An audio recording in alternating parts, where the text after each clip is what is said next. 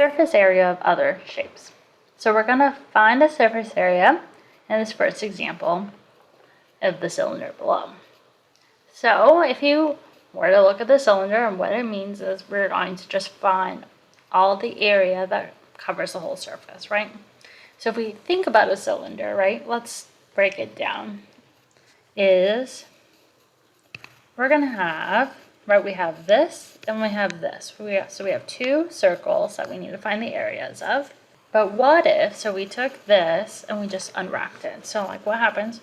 So if you say you just took some scissors and you cut it, what happens? Well, you get something kind of looks like this, right? It's just it just kind of unfolds into a parallelogram. Now, if you aren't sure how that kind of came about, so think about a paper. So if you took a piece of paper and you rolled it up, and a lot of times we use it, like, remember, like, I don't know, maybe I did this as a kid, maybe you didn't, but you just like kind of put it up to your eye and make it like it's like a telescope.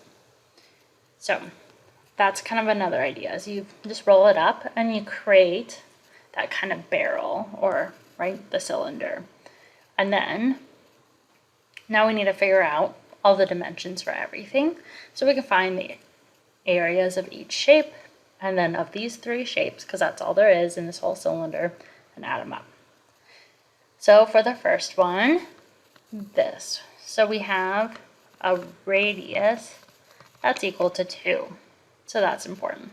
So that's the only thing that we actually need to know for, right, the area of a circle, right, which is pi r squared. So that's our area of a circle. Now let's think about this one. Well, to find, right, it's just the base times the height for the area. So we know one length, right, which is 7. But what do we know about this right here? Do we know this yet? Well, if you think about it, right, if you just rolled it up and you created a circle with it, that's the circumference of a circle. So what is that? That's going to be 2 pi r for this side. 2 pi r is the circumference. So that's how you find that side.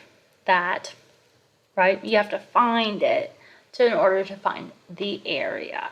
So that would be the height, which is the 2 pi r. So now let's go ahead and first solve for the area of a circle. So if we solve for the area of the circle, and we know the radius, right, is 2, so that's just pi, and then you can go 2 squared. So that's just equal to 2 squared, which is 2 times 2, so that's 4 pi. And what does that get us? Well, we'll get our calculators out.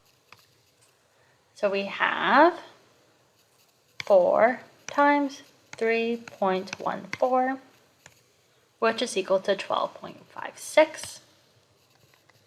Notice I used 3.14 instead of pi. You can use either one. Now, we have 2 circles, so we need to think about that too, right, when we add this up. So we have 2 circles and this parallelogram. But in order to find the area of this whole structure, we need to find the circumference. So the height, right, which is this, which is equal to 2 pi r, because it's a circle that we unraveled, and that's the same thing, right? It's the whole distance here. So just think about, right, so just the distance. So it's a different way to look at it. So once again, we have a radius, right, which was 2. So we have 2 pi times 2, so that's equal to 4 pi. So that just worked out to be the same thing as pi r squared. So that's equal to 12.56. But we want to find, right, the area of our rectangle. our parallelogram. So that is equal to the base, which is, right, base times the height. Base is equal to 7. And then our height is 12.56, so we have 7 times 12.56. Let's solve for that. So we already have the 12.56 in there, which is great. And then we just put in times 7, so that's 87.92. Now, let's go back, and we need to go ahead and now just add. So we found the area of a circle, and we found the area of our parallelogram, that the cylinder kind of part that's connecting the two circles, right? Which is became a parallelogram. So let's go ahead and add. So we have two circles, right? Plus this all rolled out, and that will give us the total area. So let's go ahead and do that.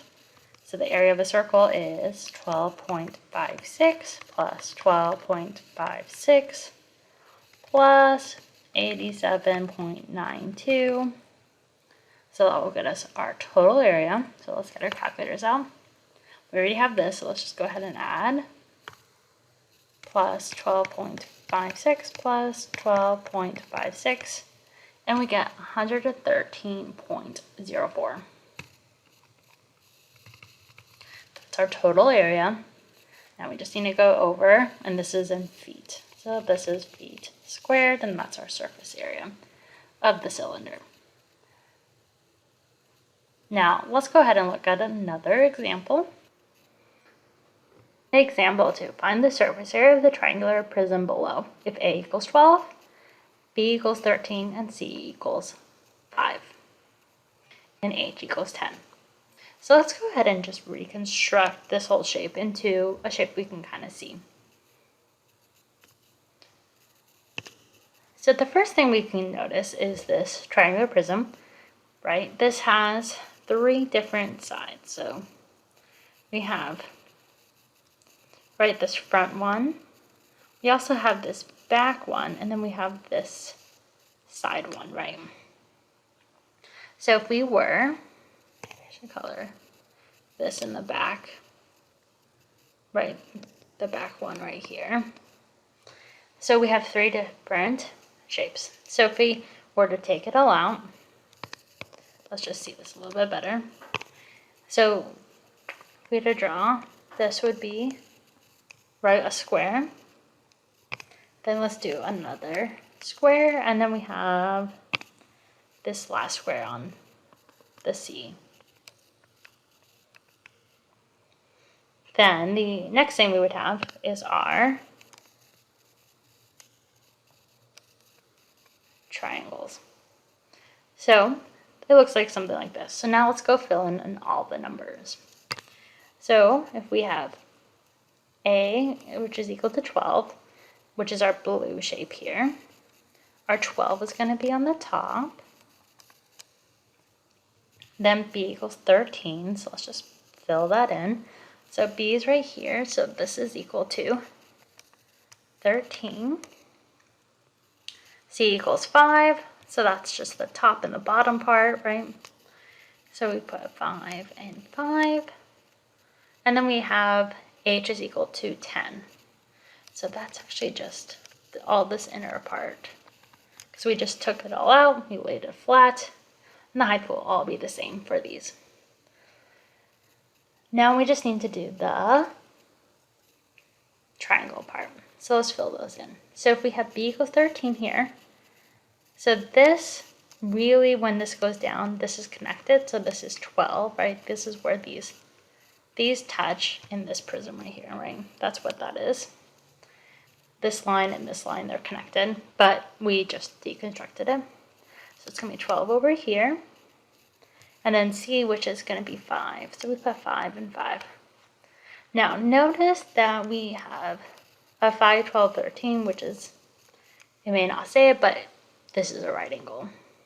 So it's a right triangle, right angle triangle.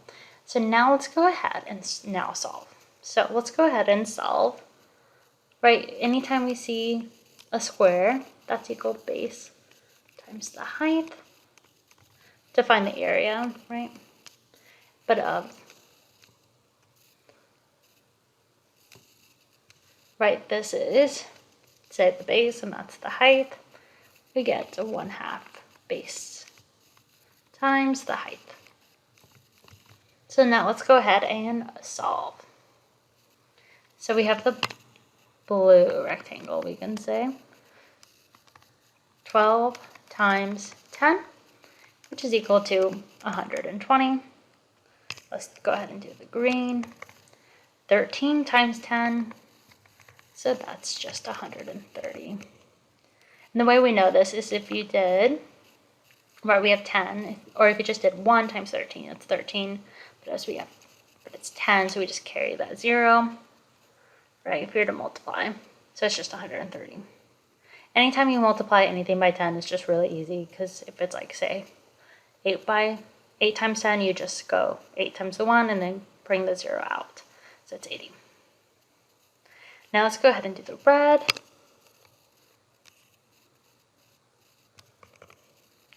(10 times 5, which is equal to 50.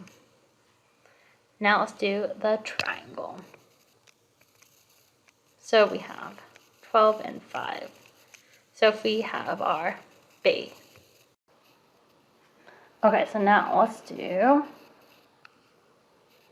the triangle. So we have 12 here and 5 here. So to find the area, it's 1/2. So if we said this was the base up here, we'll just say times 5 times 12. So 5 times 12, which is 60. Now, what's 1/2 of 60? If you're cutting it in half, right, it's just 30. So another way to do this is if you go 60 divided by 2, or if you take a whole factor of 2, this is just 1 and this is 30. But another way to look at it is if you, anytime you multiply 1/2 times something, you just take half of that number. So 60 divided by 2 is 30. But the thing is, we actually have 2 triangles, right? So we have, right, we need to multiply these shapes all together, right? We have plus red, brought my green, plus green, plus these, and that gets us to our total surface area.